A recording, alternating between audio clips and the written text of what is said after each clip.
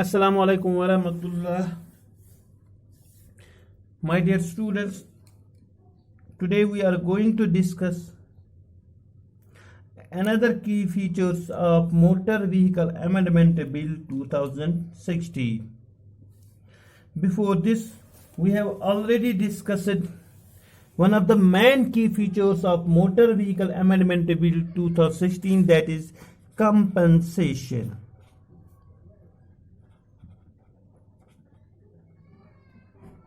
And we have discussed in detail what was the compensation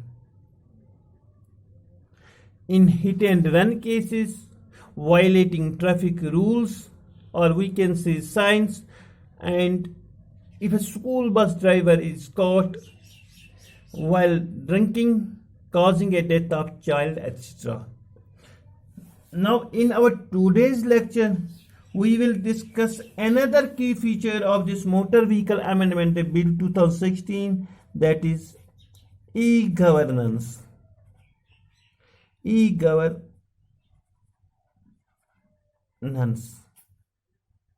तो बेटा what do we mean by e governance? E governance होता क्या है? तो बेटा ई गवर्नेंस क्या होता है? E governance simply means electronic governance. Electronic governance. तो इलेक्ट्रॉनिक गवर्नेंस क्या होती है? The usages of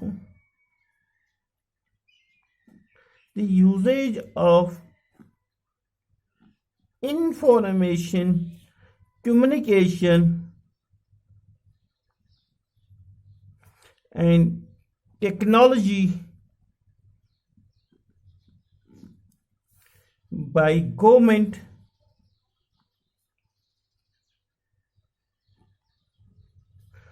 to provide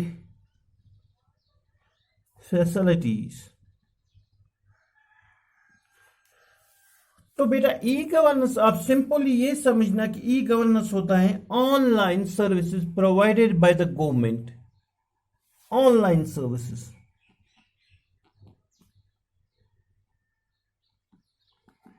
जो गवर्नमेंट की ओर से ऑनलाइन सर्विसेज प्रोवाइड की जाएंगी.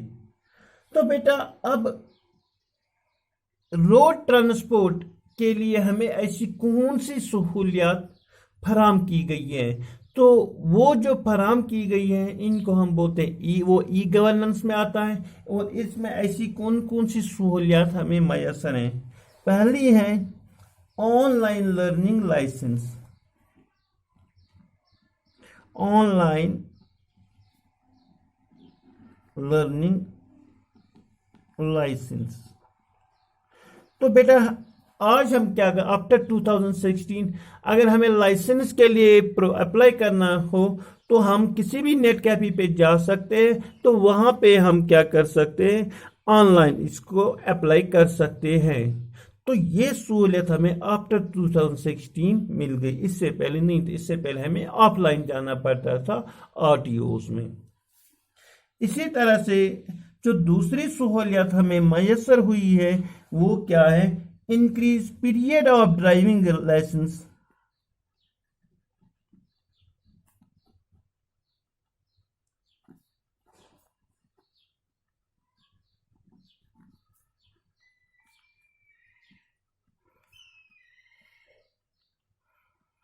अगर हमें अपनी ड्राइविंग लाइसेंस की वैलिडिटी पीरियड को इंक्रीज करना हो तो वो भी हम ऑनलाइन ही अप्लाई कर सकते हैं. इसी तरह से जो हमें तीसरी जो इसमें सहूलियत फैसिलिटी मैसर हुई है वो है do away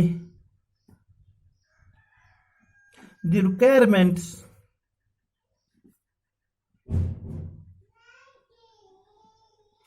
of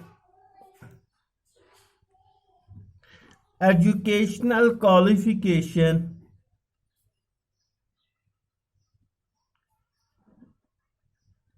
for transport license.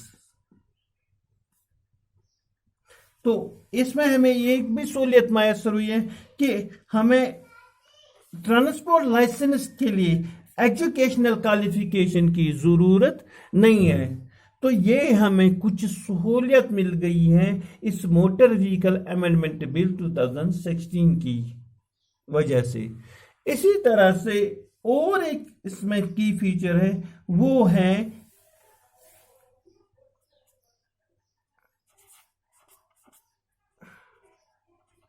offenses committed by juveniles। offenses committed by juveniles।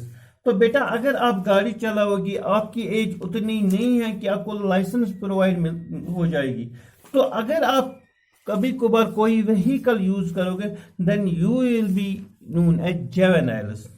तो अभी आपकी जो है आपको जेवेनाइल बोला जाता है। तो बेटा अगर आपने कोई व्हीकल यूज किया है, तो इससे कभी कभार खुदा ना खास्ता कोई एक्सीडेंट हुआ, तो 2016 से पहले क्या था कि अब क्या है, क्योंकि अमेंडमेंट हुई है, तो इसमें अब क्या है, the owner of the vehicle will be deemed as guilty. तो जो गाड़ी का जो ओनर होगा, जो व्हीकल का जो ओनर होगा, owner will be deemed as guilty.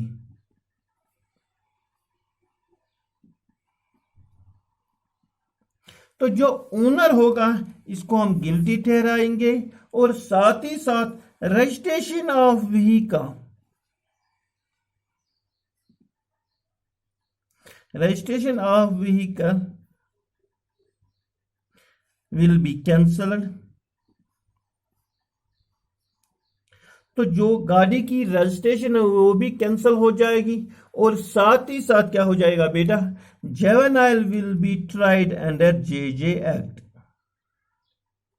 जेवेनाइल will be tried under JJ act. तो जेवेनाइल जस्टिस एक्ट, जेवेनाइल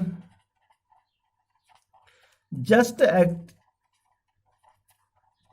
के तहत इसको जेल जानी पड़ेगी। These were the key features of this Motor Vehicle Amendment Bill 2016. But what was the purpose? What was the aim?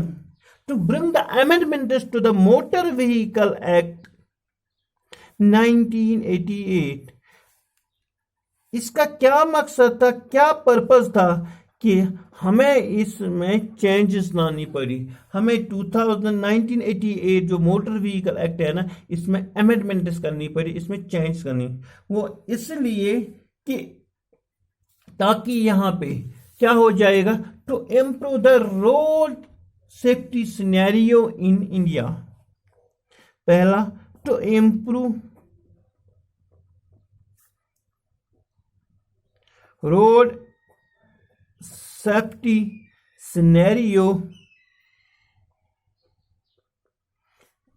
In India,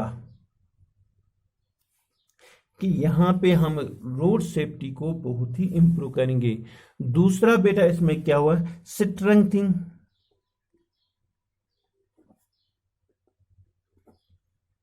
rural and public transport. हम transport को strong करेंगे, rural as well as public transport को हम strong करेंगे। Last mile connectivity,